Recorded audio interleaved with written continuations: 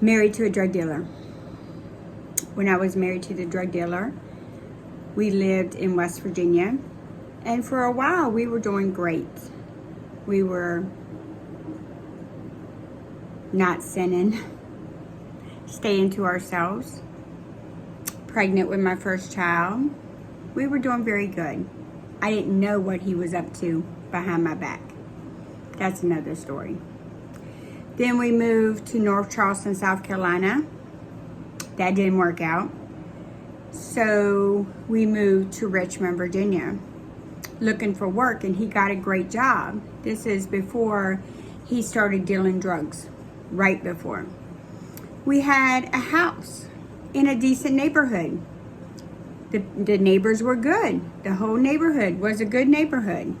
Come to find out later on, the only problem in the neighborhood was in my house, the drug dealer. But the people were good. I loved the house. I loved the neighborhood. I loved it. Loved everything. But we went on vacation for a long weekend back to West Virginia to visit his folks and my folks. Come back home. Open the door. Nothing amiss. Everything's perfect. But inside the house, everything was tore up. There was things missing. Weapons missing. A police scanner missing. Various things was missing from the house. Somebody had been in our house. Somebody had stolen all of our goods that was worth anything. They were gone. And we called the police, and we had them to come out, and we said, look, all of our stuff is missing. They looked at the front door. They said, was the front door open? No. Was it unlocked? No. How about the back door? Was it unlocked? No. Is there any windows open? No. Is there any windows broken? No. They fingerprinted the front door, back door. Nothing but ours. Our fingerprints, nothing, absolutely nothing. There was no way that anybody could get in the house. And we changed the locks when we moved into the house. We knew we were the only one that had the key. Landlord didn't even have a key. We changed the locks. How did they get in? Couldn't figure that one out. So after that, things went from bad to worse, and he ended up going to prison, and we never figured out. But then after he went to prison, I was with my second husband at the time, still living in the same house for a while. And we were painting our bedroom.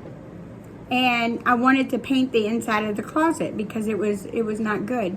So I took everything out of the closet, and I was painting the closet.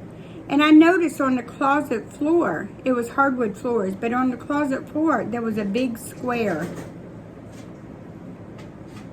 I yelled for my husband. I was like, honey, come here. Look at this. What is this?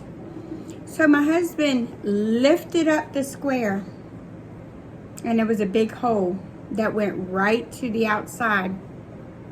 And the door from the outside coming in for the crawl space, it had always been broken. I never paid attention to it. When you rent a house, be careful. Be careful. You don't know who had access to that house before. That's how they got in my house.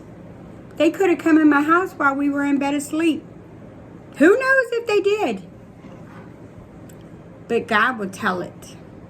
In the book of Luke, chapter 12, Jesus speaking, the words are in red, and you should read it.